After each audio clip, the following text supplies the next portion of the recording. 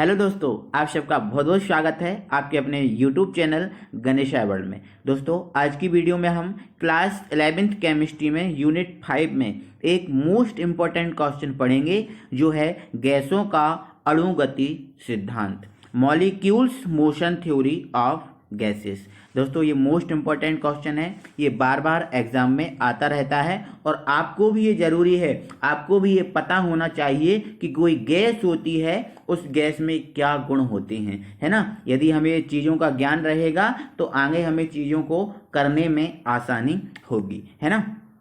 तो आइए दोस्तों, हम इसको स्टार्ट करते हैं और ये देखते हैं कि गैसों का अणुगति सिद्धांत क्या है। तो सबसे पहले तो दोस्तों ये समझिए कि ये जो सिद्धांत है वो दोस्तों गैसों के लिए है। किसके लिए है? गैसों के लिए है। और ये तो दोस्तों जो सिद्धांत है किसी भी गैस पे अप्लाई होता है, जरूरी नहीं है कि O2 पे अप्लाई हो, N2 पे हो, ये प्रत्येक गैस के लिए है ना। तो आइए देखते हैं। तो दोस्तों, इसका जो पहला पॉइंट है जो कहता है इस सिद्धांत का कि प्रत्येक गैस अत्यंत सूक्ष्म कणों से मिलकर बनी होती है, जिन्हें हम अणु कहते हैं। सही बात है दोस्तों, जो गैस होती है वो छोटे छोटे सूक्ष्म कणों से मिलकर बनी होती है। दोस्तों, इन सूक्ष्म कणों को हम बोलते हैं अणु। तो ध्यान रखना, जो गैस होती है वो छोटे छोटे कणों से मिलकर बनी होती है, जिन्हें हम क्या बोलते हैं? अणु। और आगे आपको दोस्तों ये भी चीज़ याद रखना है कि एक ही गैस के, मतलब जो एक गैस होती है, जैसे N2 हुई, क्या हुई? N2 हुई, है ना। तो इस N2 गैस के, एक गैस के प्रत्येक अणु कैसा होगा? समान होगा। ऐसा नहीं होगा कि इसमें आधे अणु की जो ऊर्जा है ना, गतिज ऊर्जा है, ये सब अलग हों और आधे अणु की ऊर्जा, गतिज ऊर्जा अलग है। ऐसा नहीं है दोस्तों, ये प्रत्येक अणु समान होता है। प्रत्येक अणु कैसा होगा? समान होगा। जबकि विभिन्न गैसों के, जैसे मान के चलो N2 है और यहाँ पर क्या है? O2 है ना। अब ये अलग है और ये अलग गैस है ना। तो इसके अणु तो समान होंगे और इसके अणु भी क्या होंगे? समान होंगे। लेकिन यदि देखें कि इसके और इसके अणु देखें तो इन दोनों के अणु में क्या होगी? भिन्नता होगी, क्योंकि इसके अणु अलग होंगे और इसके अणु अलग होंगे। लेकिन खुद में आपस में कैसे होंगे? इसके अणु समान होंगे। ठीक है, तो हमारा दोस्तों ये पहला पॉइंट हुआ।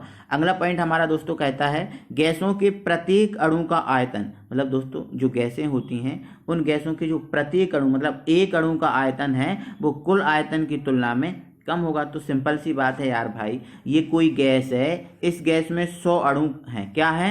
100 अणु हैं, है ना। तो वो बोल रहा है एक अणु का आयतन, इन 100 अणुओं में से एक अणु का जो आयतन है कुल आयतन से क्या होगा? कम होगा। तो ये तो बिल्कुल कम होगा, क्योंकि ये एक है और ये कितने हैं? 100 हैं। ये ठीक है। अगला पॉइंट हमारा दोस्तों, किसी पात्र में भरी गैस के अणुओं के मध्य, है ना, किसी पात्र में भरी गैस के अणुओं के मध्य टेढ़ी मेढ़ी टक्कर होती है। कैसे? जैसे मान के चलो ये दोस्तों इसी पात्र में कोई गैस भरी है, ठीक है। अब इस पात्र में कुछ गैस भरी है और इसके क्या है? ये अणु हैं, है ना। तो ये जो अणु हैं दोस्तों हमेशा टेढ़ी मेढ़ी गति, जैसे ये अणु इधर कर रहा है, ये अणु इधर कर रहा है, ये अणु इधर, इस प्रकार से दोस्तों ये अणु हमेशा टेढ़ी मेढ़ी गति करते रहते हैं, हमेशा। कभी ये रुकते नहीं है। ध्यान रखना, गैसों में जो अणु होते हैं वो हमेशा गति करते रहते हैं, कभी भी रुकते नहीं है, है ना। और ये दोस्तों जो गति करते हैं वो गति टेढ़ी मेढ़ी होती है। कैसी होती है?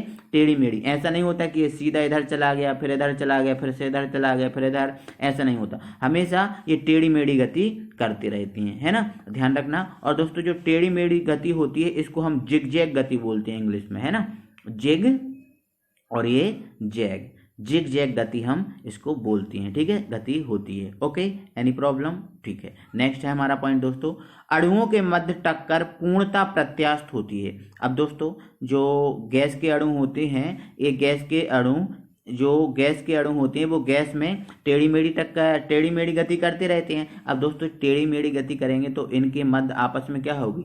टक्कर होगी, है ना। अब ये टक्कर होगी तो ये टक्कर दोस्तों होती है पूर्णतः प्रत्यास्थ होती है।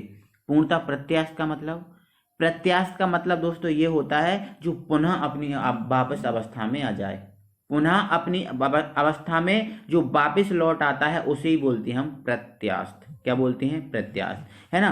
तो दोस्तों ये टक्करें होती हैं पूर्णतः प्रत्यास्थ होती हैं, अर्थात क्या है? टक्कर के बाद अणुओं की गतिज ऊर्जा में परिवर्तन नहीं होता। मतलब दोस्तों जो टक्कर के पहले इस अणु की, जैसे मान के चलो ये दोस्तों ये दो अणु आपस में टक्कर कर रहे हैं, ठीक है। अब इस अणु की ऊर्जा पहले मान लेते हैं दोस्तों, इस अणु की ऊर्जा है पहले 500 कैलोरी थी, कितनी थी 500 कैलोरी, और इसकी कितनी थी 450 कैलोरी, है ना। तो इन्होंने आपस में टक्कर की, तो ऐसा नहीं होगा कि टक्कर करेंगे तो इनकी ऊर्जा कम हो जाएगी, ऐसा नहीं होगा। पहले 500 कैलोरी थी तो टक्कर के बाद भी इनकी ऊर्जा 500 कैलोरी ही रहेगी, क्योंकि ये क्या होती है, प्रत्यास्थ होती है। और प्रत्यास्थ का मतलब ये होता है जो अपने रूप में वापस आ जाता है, अपना रूप चेंज नहीं करता, ठीक है।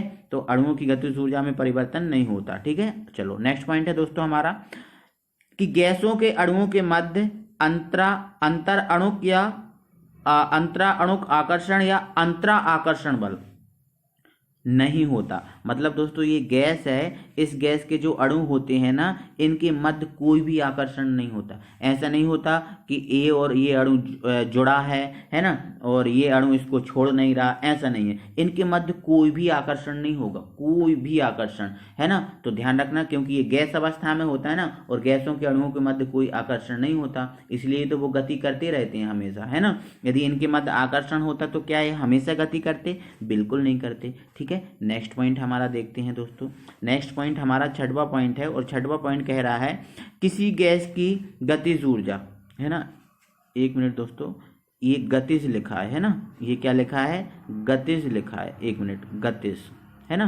तो किसी गैस की जो गतिज ऊर्जा होती है उसके परम ताप के कैसी होती है, समानुपाती होता है। इसका मतलब क्या है दोस्तों, जैसे मान के चलो ये कोई पात्र है ना, एक मिनट इसको मैं थोड़ा सा ऊपर कर लेता हूँ।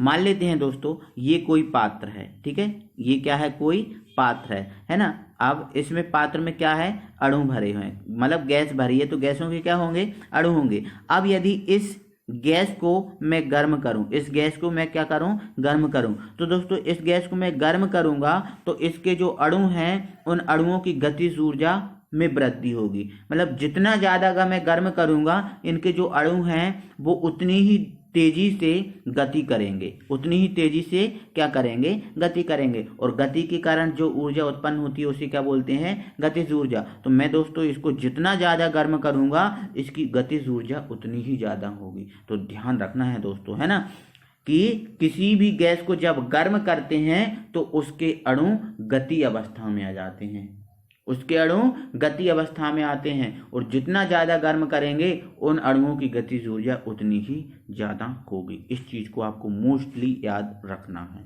ठीक है। चलो अब दोस्तों ये हमारा हुआ गैसों का अणुगति सिद्धांत। यदि आपको इसके स्क्रीनशॉट लेना है तो आप अपनी स्क्रीनशॉट लेकर अपनी कॉपी में इसको लिख सकते हैं, है ना दोस्तों। अब दोस्तों इस गैसों के अणुगति सिद्धांत के कारण एक समीकरण भी निकलता है, तो वो समीकरण बता रहा हूँ। गैसों का अणुगति समीकरण क्या है, तो दोस्तों जो गैसों का अणुगति समीकरण है वो है, आप अपनी कॉपी पे लिख लेना, PV बराबर 1/3 mn/v²। ये दोस्तों ये जो अणु हैं उनका वेग है, n है अणुओं की संख्या, m है अणुओं का द्रव्यमान, और 1/3 ये कांस्टेंट राशि है ना। और जो P है गैस का दाब है, और जो V है वो क्या है, आयतन है ना। तो ध्यान रखना, जहाँ P दाब गैस का, V गैस का आयतन, M गैस के अणु का द्रव्यमान, N अणुओं की संख्या, और जो V है दोस्तों अणुओं का क्या है, वेग है। तो ये दोस्तों गैसों का अणुगति समीकरण है। आई होप दोस्तों कि ये चीज़ आपको समझ में आ गई होगी, अच्छा लगा होगा। तो दोस्तों फिर अगली वीडियो में हम फिर आपसे मिलते हैं, तब तक के लिए थैंक यू वेरी मच।